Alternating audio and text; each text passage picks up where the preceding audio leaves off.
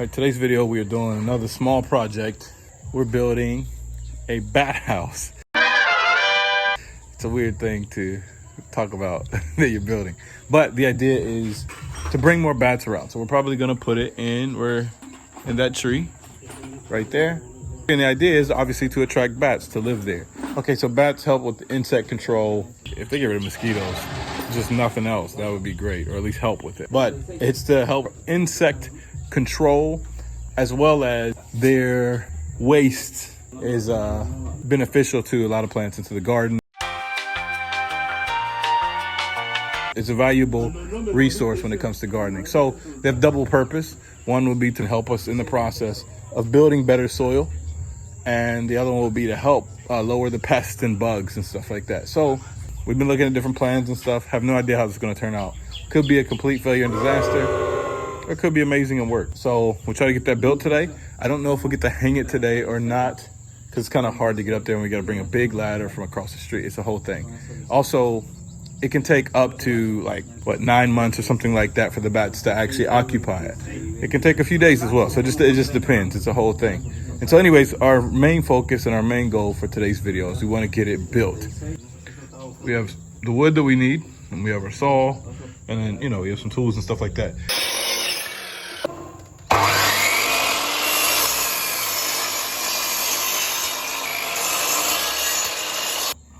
One of the things here is the wood is always super twisted and crooked and everything. So you gotta have your own stuff if you're gonna use wood. Otherwise, you're not gonna be able to use it to build anything even halfway 10% legitimate.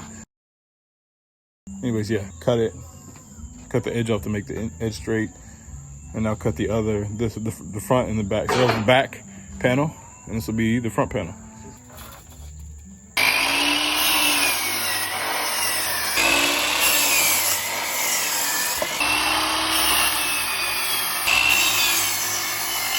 All right, so now we're just cutting little grooves into it, and supposedly these are things that they can use their little claw on that weird claw that they have on their wing.